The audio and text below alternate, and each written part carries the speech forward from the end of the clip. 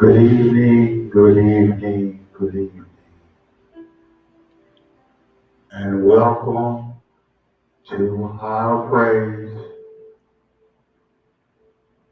Christian Church Ministers Leadership Training. I want to welcome you again. It takes a strong person to understand who they are and who God wants them to be. It takes a strong person to understand their purpose in God's kingdom. But it also takes a lot for people to understand their purpose as a leader.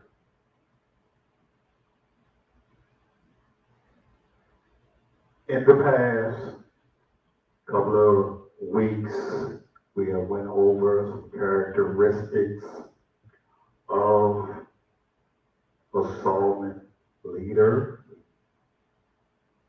We have went over some spiritual gifts that go along with being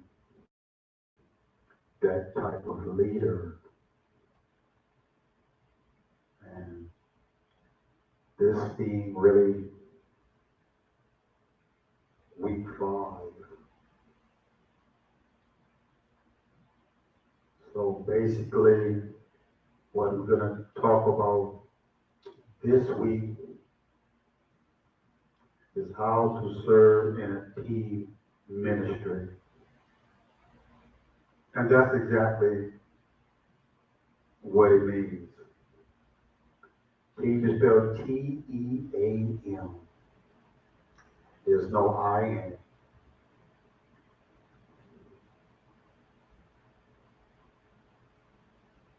None.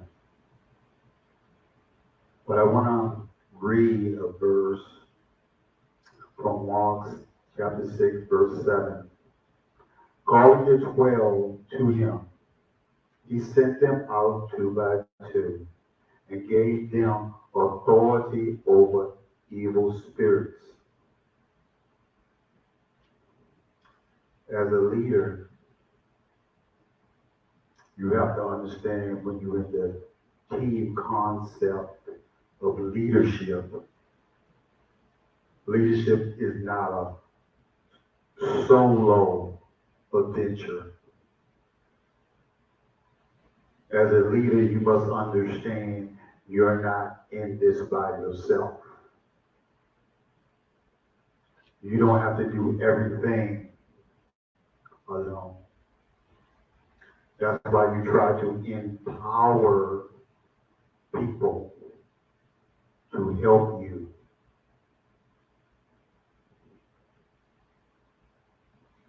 Matthew, Mark, and Luke told how Jesus helped them in this concept of being a team. We learned in week 1 the model of a servant leader. In week 4, we learn how to equip disciples for that ministry. So now we're going to take all we have learned in the last couple of weeks and apply that in a team. The first T in team is togetherness. A lot of people may not understand that,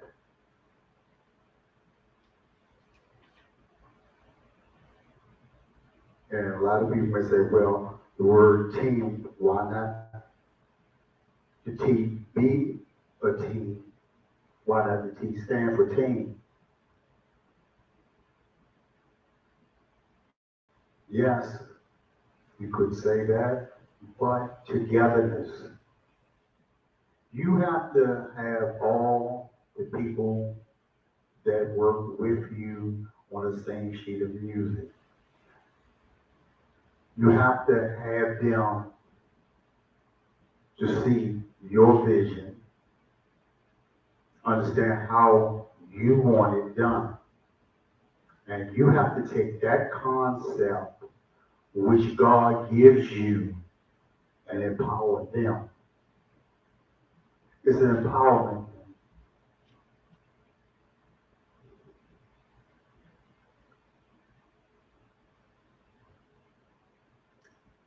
It's a thing where, if you think about it,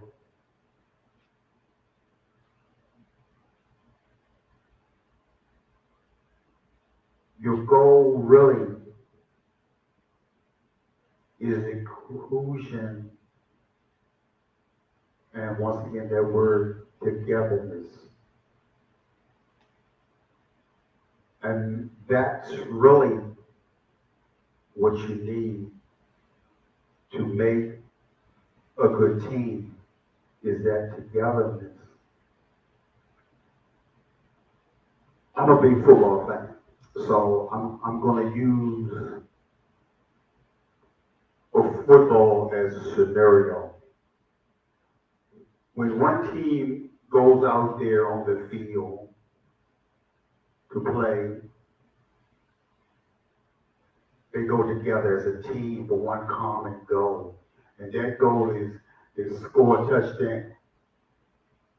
Togetherness, they will do it. Togetherness is what motivates them to accomplish that. There's no I in this or anything like that. It's a we thing, a togetherness thing. Yes, the quarterback throws it down the field to the wide receiver. He catches it, boom. But he did not do all that by himself. Somebody had thrown the ball, so that was a togetherness thing. When that quarterback hands that ball off to the running back and he starts running, he scores. That's a togetherness thing. Because that quarterback has to be on the same sheet of music as that running back. That receiver has to be on the same sheet of music as that quarterback when that ball is in the air. And on top of that, we have an offensive line that comes together and protects your quarterback. That protects and blocks for that running back. So the togetherness thing.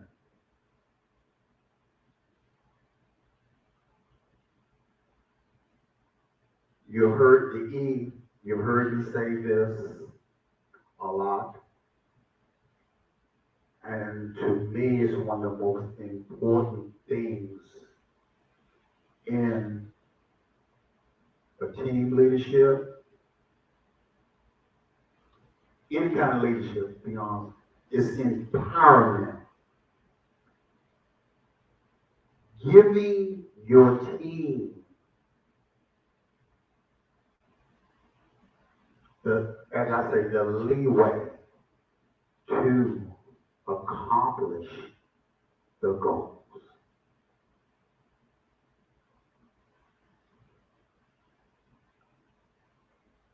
Every member, when you empower them, has a place on their team, doing something, doing something.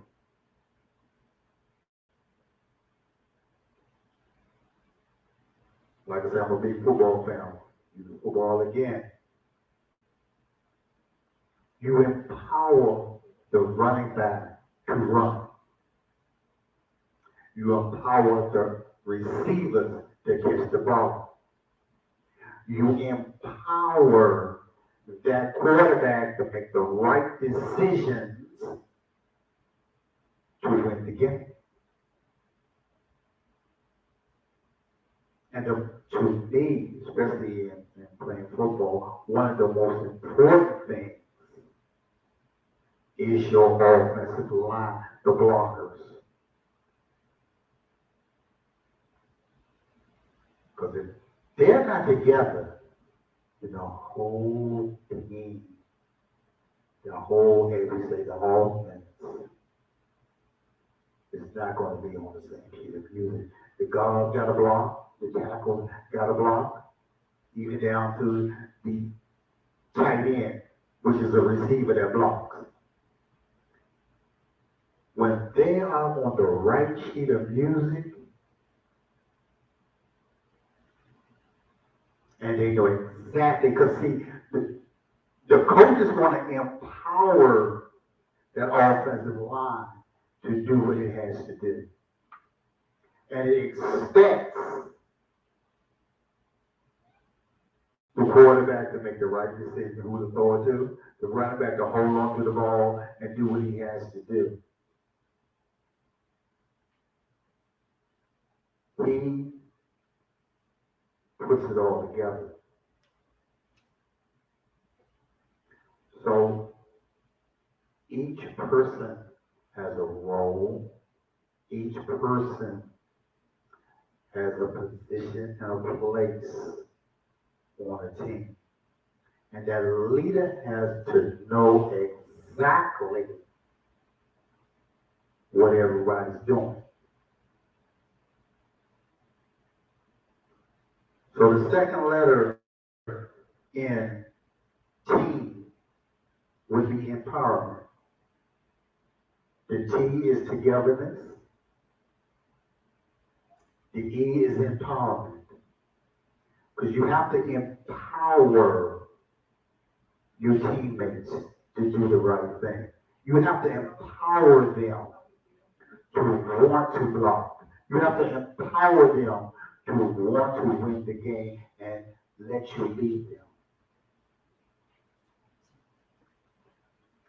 And you being the boss, it's not a bully thing. It's not a boss thing. It's working for a common goal. And that's what a lot of people, be it in the church or out in the world, do not understand.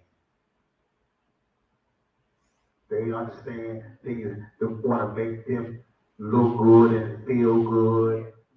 But being a leader is not that. Being a leader, especially on a team, and every leader has a team. Don't think that you're not, because, okay, I'm just standing here by myself. Okay, yeah. There's people behind me that has to do certain things.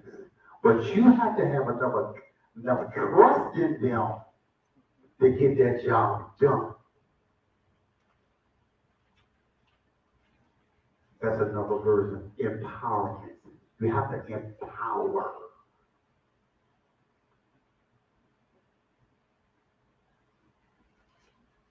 This, and I'm going to go back over some things because the people just walked in. Let me go back over some things. This is going to be like a note-taking. I don't know if I mentioned that before. We're not going to have any printout or anything this week. We are going to have some study. And I will get to that at the end of the class, that I will go over a lot of things, because basically after next Tuesday will be graduation. So at the end of this class, we're going to have to get together and find out what you're missing so you can graduate.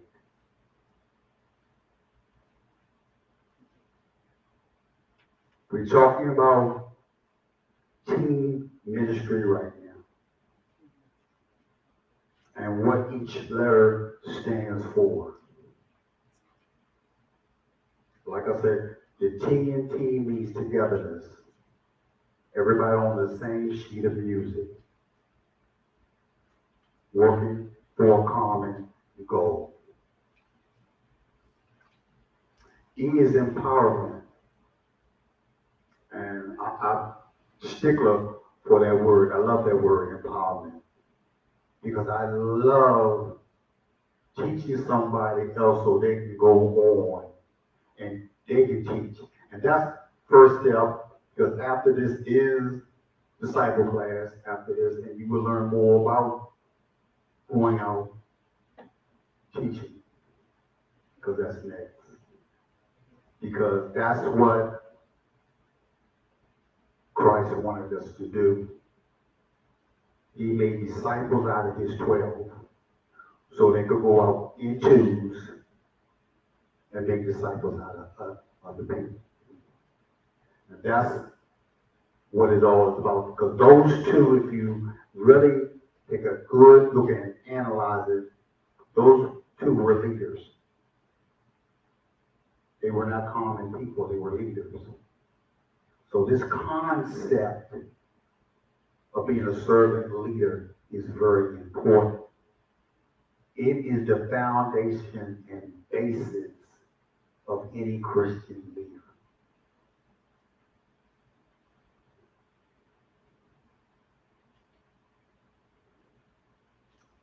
You know, one thing that lacks in some leaders is, and this is the third one in the word team, accountability. Just like the leader holds his people accountable, he has to be accountable also. He has to be accountable for really training his people in the proper way.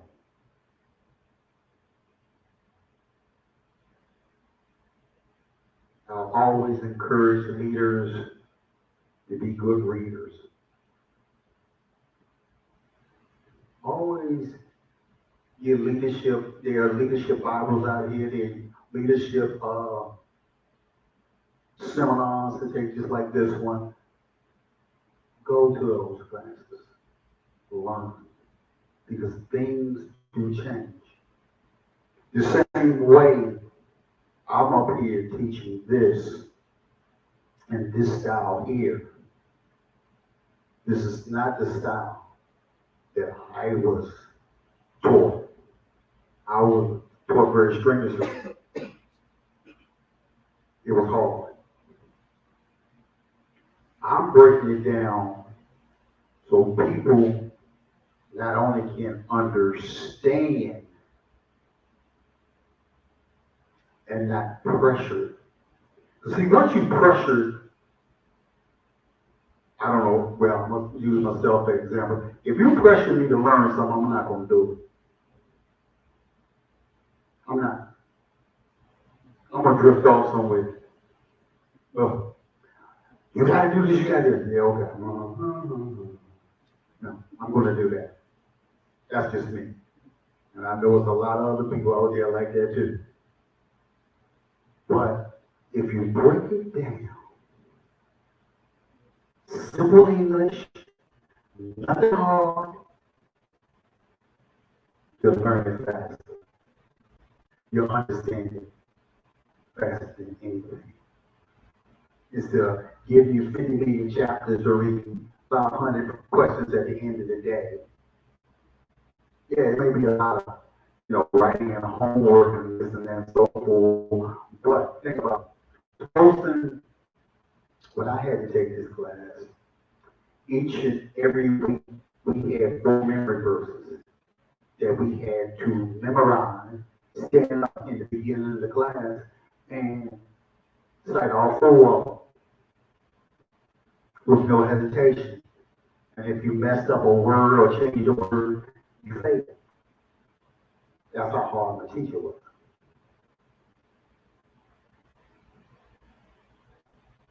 I broke it down and said, no, we're not going to do the memory verses. Now, there will be memory verses when you go into a disciple class. Yeah, that you can't get around. That right there. You can't. Because when you become a disciple, you have to look back and reach back at your resources, which is your brain, and sometimes bring some of those verses to life for somebody else. In leadership, very seldom you want to do that. You want to lead leadership is you leading by example. You're empowering people. You need them on the same page you are for a common goal to get somewhere. To take care of, as we say, take care of the church and its business. So to me, memory verses don't really fit in. But that's just my opinion. Because in these days and time, it's hard when you stress out, when productivity is down. Sometimes you can't remember the exact words. You have it in your heart, but you can't say something out of your mouth. You know what you want to say, but it's not coming out right. That's why I do not press the issue of memory verses in leadership class. So I don't. Because if you had the material, you would see each and every week there's 2 to 3 memory verses that you would have to recite.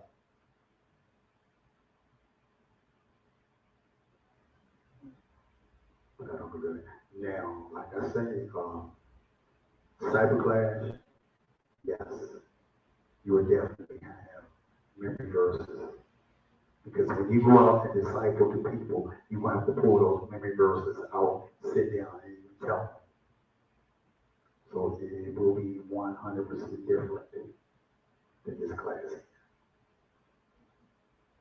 100% different. But I do promise one thing. You will not have 500 questions like I did. The A, accountability. Like I had mentioned before, just because you're a leader, you are held accountable.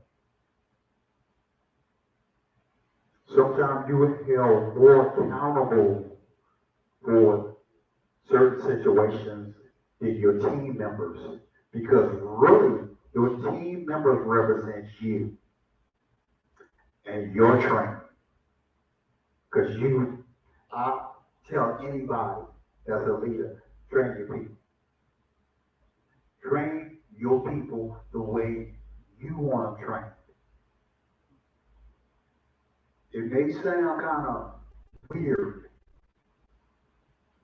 but you want team members to work with you and not against you. You want them on the same sheet of music you are on. So if you train them a certain way, they will understand where you're coming from. Because the ultimate goal is to finish that product. The ultimate goal is to finish that product.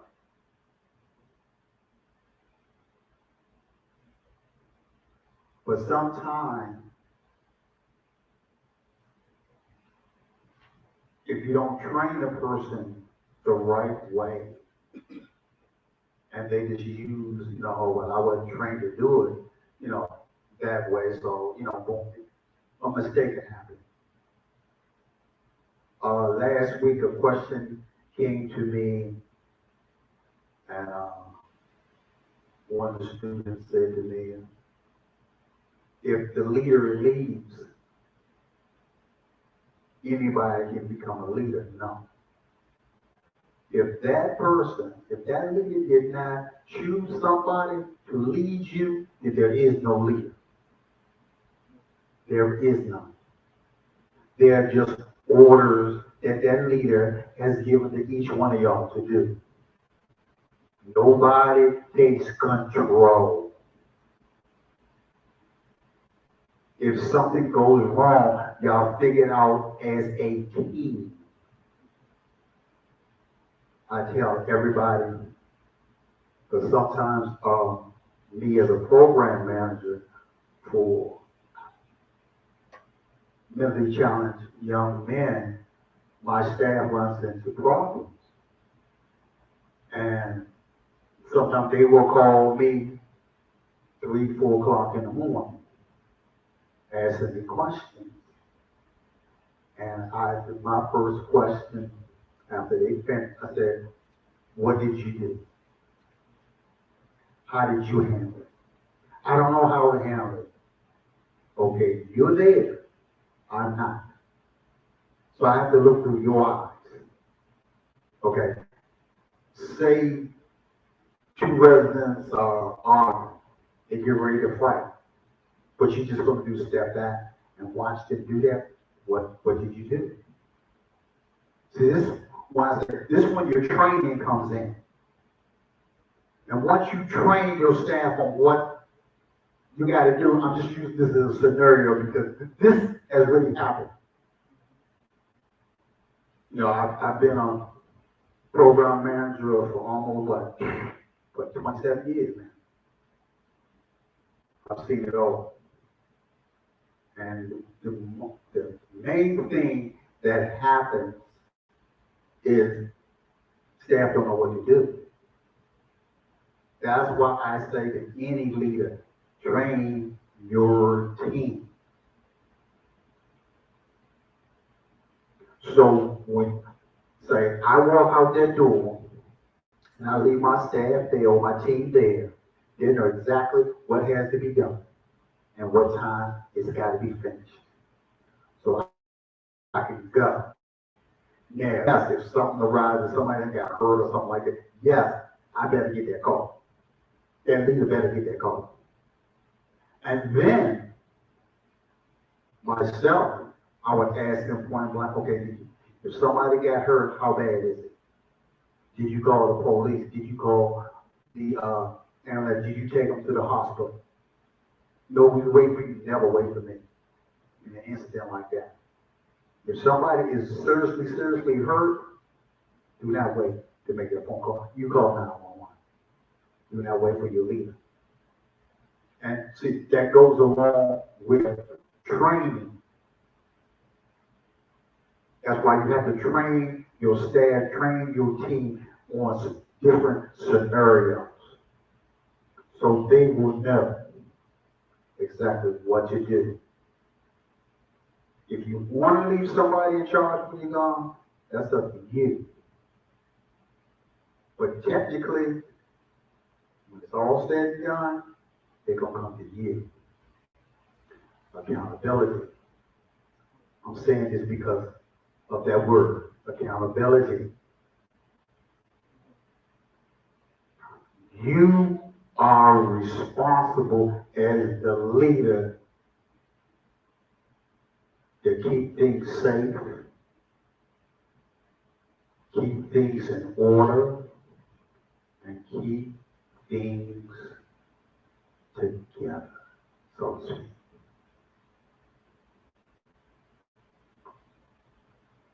Because when it all comes down to it, they're not going to go after that team member, that staff, if something go wrong. They're coming after you. They're going to ask you, did you know about this? Did you know about that? They're going to hold you accountable. Know what your team is doing. And that's a word of advice. That's a little nugget there from somebody that's been a supervisor from the Army all the way up to now.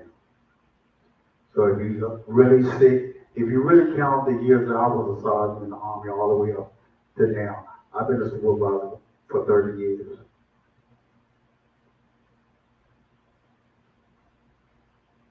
And I've made my mistakes, and I've learned. That's why I can truly and honestly say if I can help somebody else so they can not make the mistakes I did coming up, I'm going to do that. And that's another thing about, you have to have a good attitude. You know, that's not in the word, team, but that's just throwing out some nuggets for you to help. The attitude. One thing about, and I talk about a lot about the military because I did 20 years in the Army, so a lot of that's still embedded in me. I'm gonna say it like this. We may be stern, but we don't mean no harm. That's just the way we are.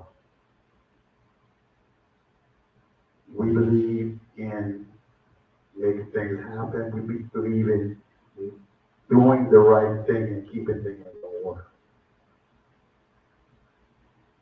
One thing we do know how to do is keep things organized. If we don't know how to do nothing else, we keep it in some order. Some of us not the best leaders out in the military, but one thing about us, we are in order and we like order. The M, mentoring. You have to sometimes mentor your team. And to me, that's going back, teach them. Teach them. To me. If you want to mentor them, teach them. Teach them. Teach them exactly how you want things. I'm going to give you an example. There's a box right here.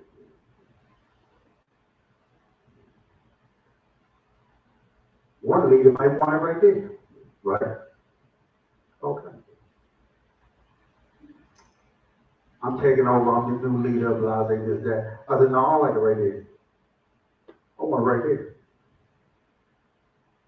First thing, the team is going to say, what? No, you used to get pin right here. But that was the old leader you had.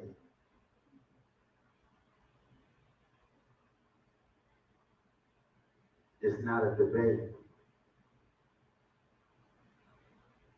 That leader has moved on. I have to train you the way I do things. I do things like this.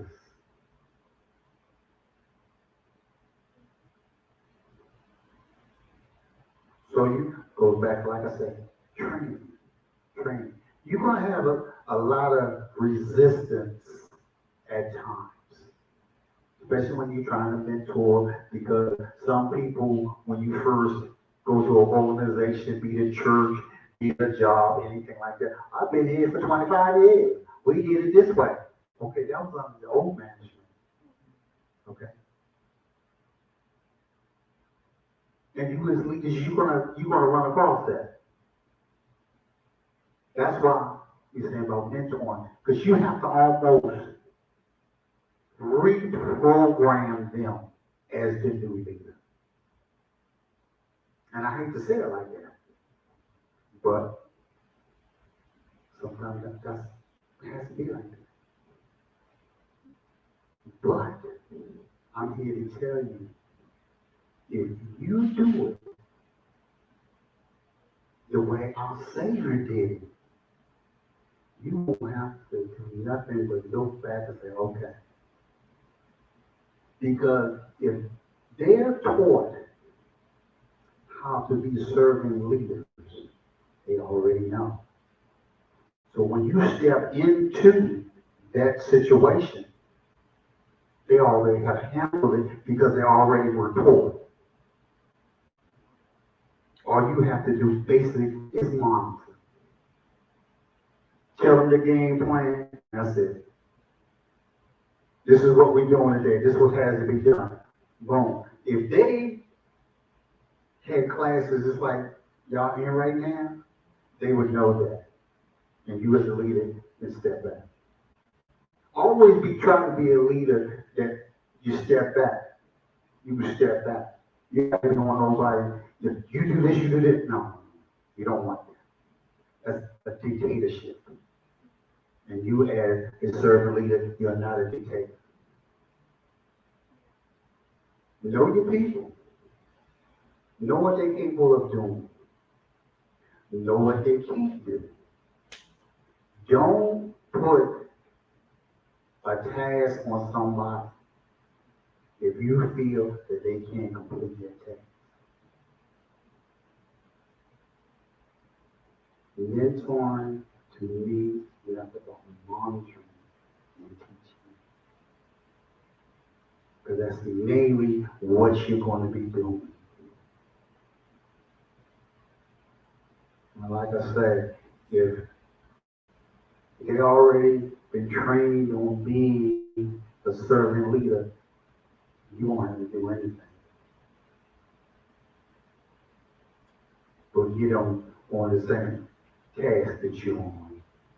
But if they haven't, then you should have to retrain them. You have to retrain them on what it means to be a servant. But that's mainly what it's all about. We are serving as leaders the body of Christ. In the church, we are taking care of Christ's bride. So you got to love that bride just as much as you love him and yourself.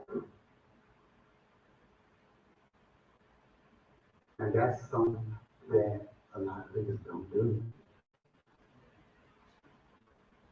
That's why it goes back to who are you in the body?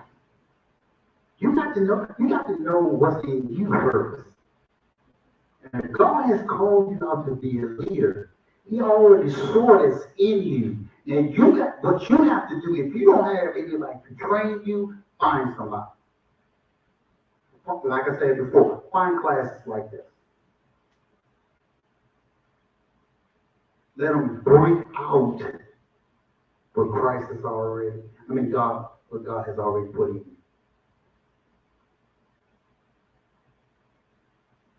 Because each and every day, as a leader, you want to be more like Christ in his leadership. And believe me, just like Christ had a Judas, you're going to have a Judas too. But you got to handle it just the way he did.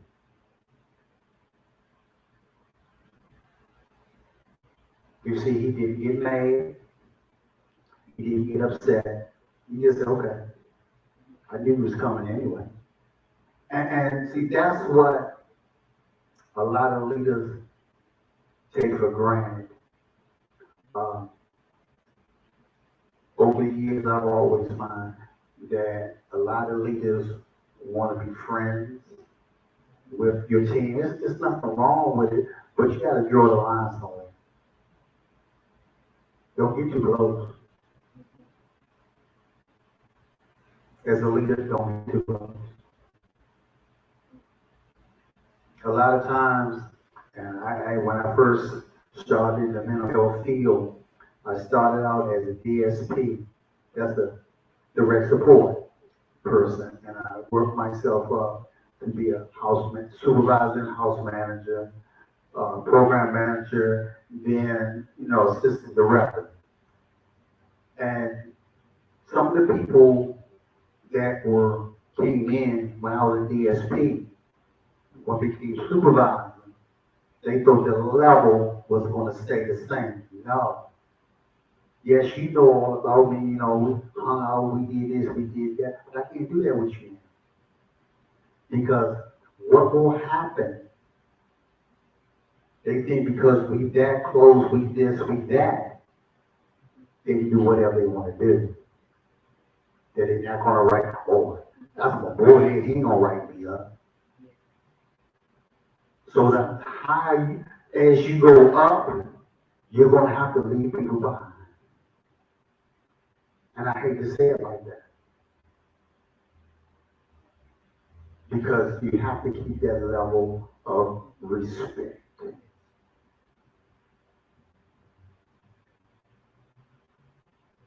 Because you're going to get talked about.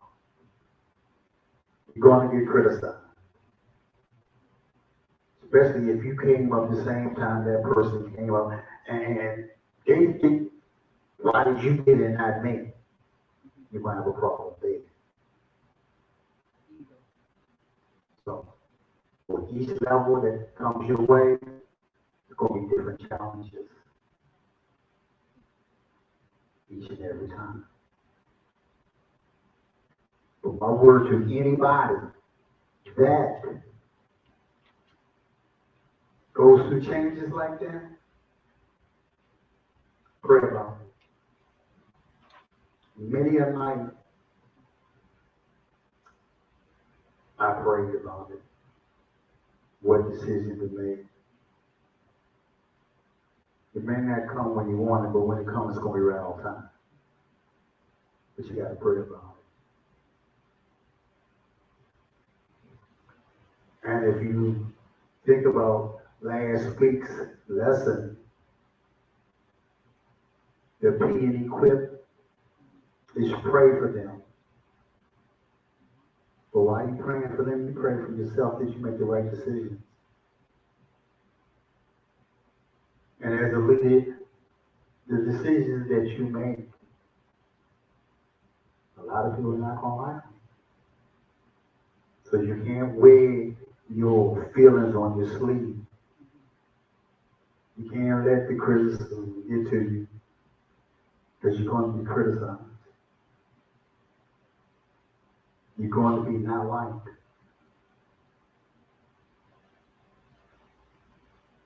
But you have to move on, because you was called to do something. You was called to do something. Everybody's not called. I tell anybody, if you was chosen to be a leader by the Father, you're going to be already equipped to deal with certain situations, but you got to ask Him, what do you want me to do? You already are equipped to make the decision.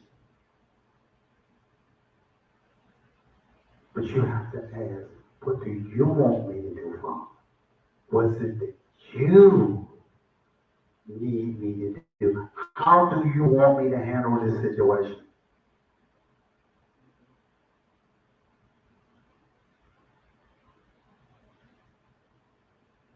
And you're going to come up with a lot of situations. You will come up with some situations that you may not even understand.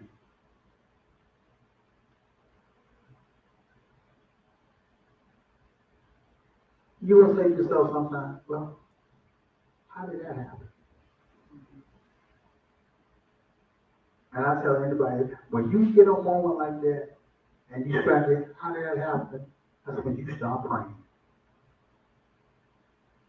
Start right then and there. Because the only one that has the answer to that at that time is the Father. Don't go on your own understanding. Because if you go on your own understanding, you're going to mess it up. You might going to make it worse than what it was. And that's the last thing. As a leader, also, to me, you have to be a mediator because it's always going to be two or more people on your team that are not going to agree. Then they may not even agree with you. If you have to side with one of them, the other one's not going to like it. Remember, you can't please everybody.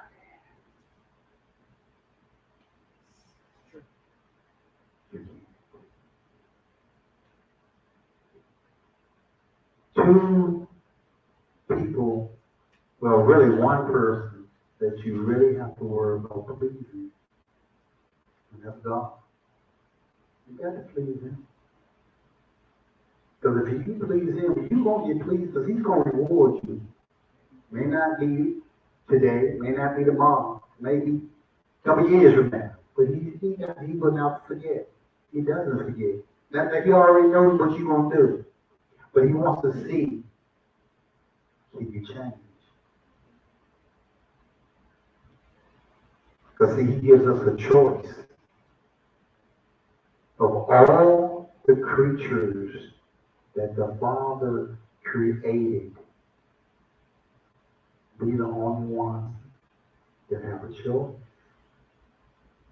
In anything we do, we make our own decisions.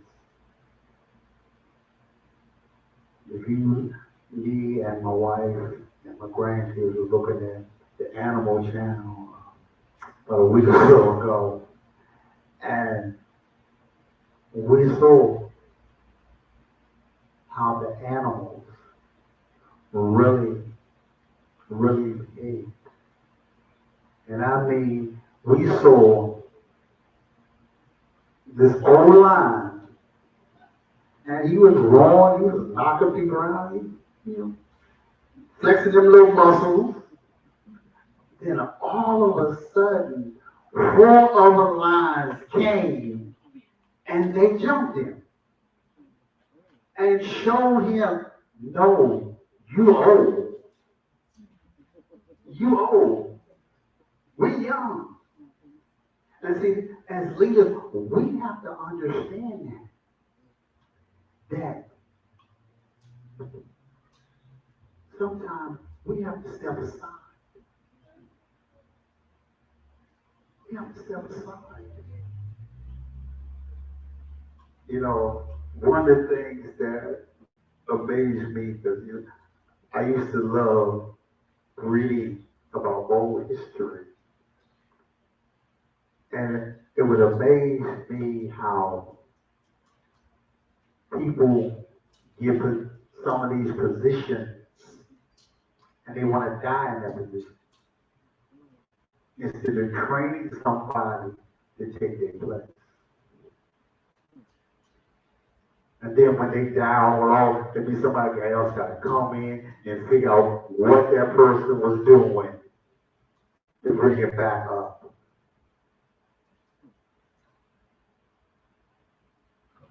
We as leaders, we have to stop doing it.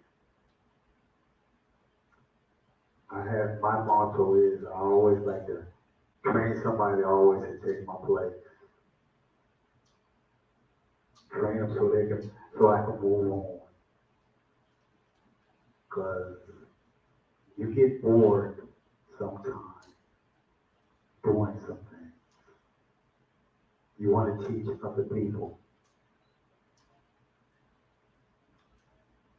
You want to go out just like Jesus said, go out and choose to make disciples. And that's what we have to start doing. If God calls you to be a leader, embrace it.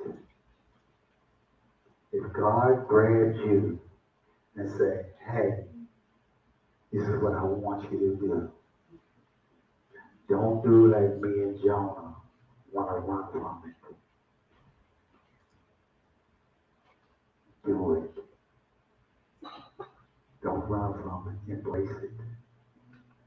Because if you think about it, it's a privilege.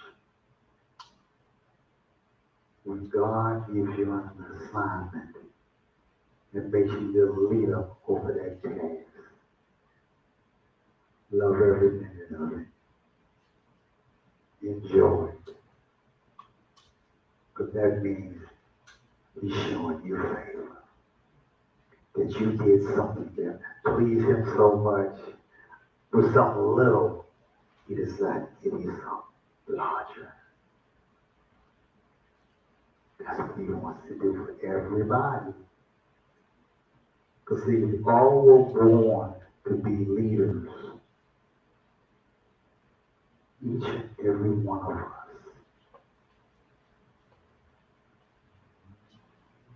But because of our choices, we think that we're not worthy. And when we think that way, we end up missing a whole lot. A whole lot for what? For nothing.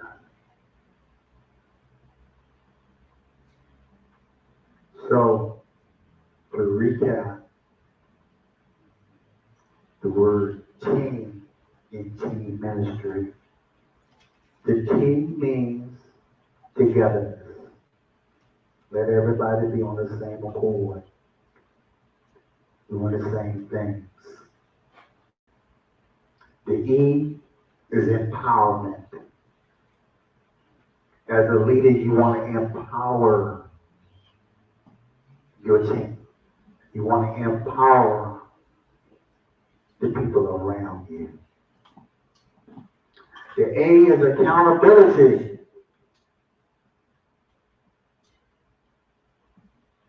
To me, I think accountability, the A in team is one of the most important because you have to be accountable just like that leader has to be accountable. That leader sometimes even has to take the weight for his team's mistakes. Like I said, I'm a big football fan. When the quarterback makes a mistake and they lose the game, he comes down on himself because I'm the leader. But some teams will rally around that quarterback and say, that's okay. We're going to get them next time. That's the key to togetherness. On one accord. The M is mentoring. I like to say mentoring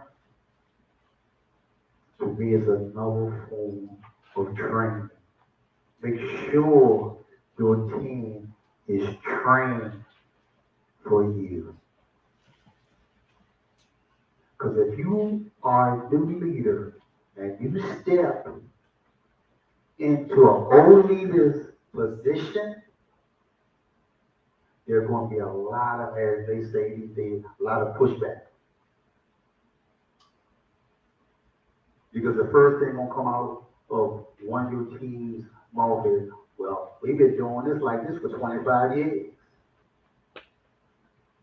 Okay. Let's try something new.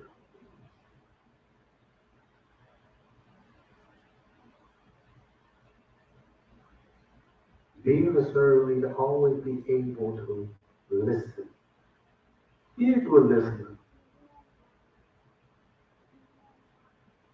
And that's something that even myself have to improve on. Listening. Listening.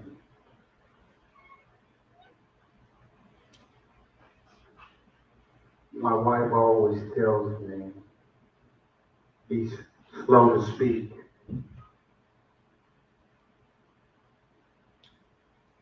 And I'm learning.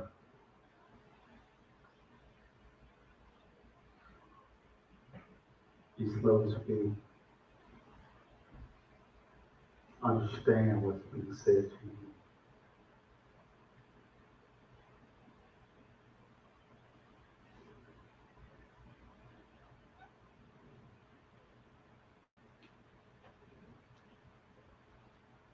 This is session 5, and I want to thank everybody that has come to class. I want to thank everybody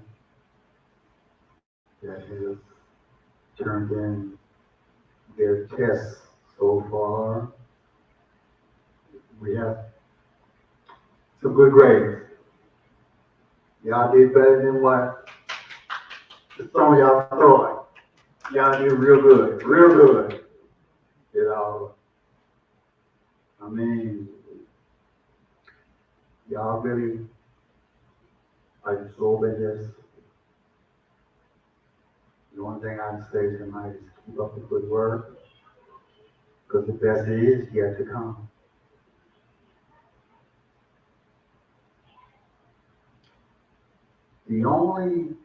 I'm not going to give a whole lot of homework, but I am going to give an outcome memory verse.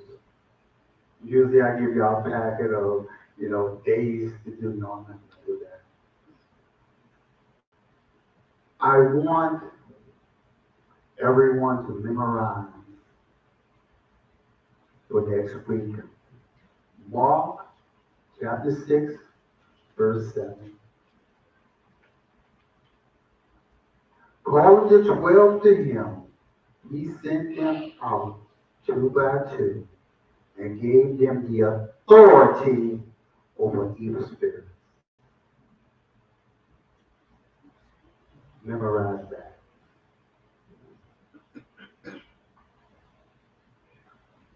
Next week, I want the class to be prepared to give a 15-minute lesson.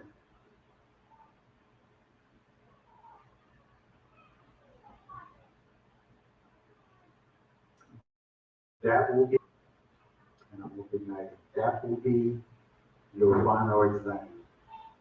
I'm not going to give you a written final exam. So you don't have to worry about 50 questions, 500 questions, or 20 questions. Just be able to give me that memory verse. Understand what I'm looking for now? That memory verse and a 15-minute summary. I'm going to put it like a summary of what you learned in this class. I'm going to do it like that. And that will be your final exam. Then, after our praise, have their women's conference, is graduation. Amen.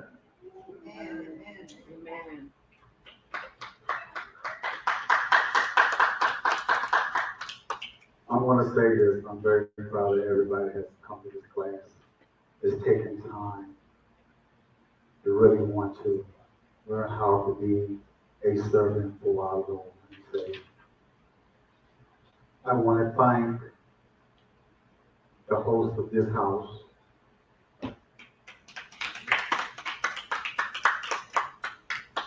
I want to thank the host of this house, Apostle Bowie.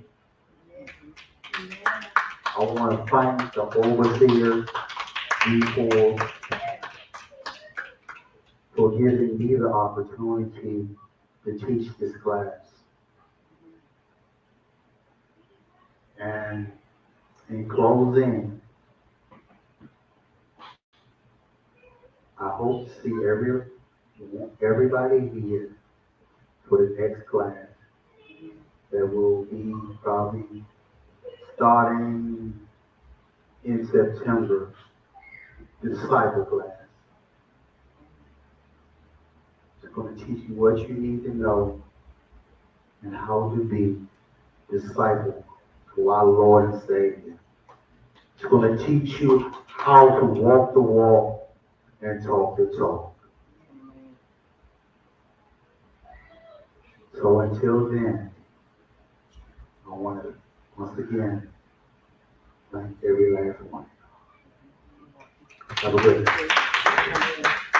Thank you. Thank you, Dr. Forbes. You will let us know what date in September, right? Yes. This was the rest of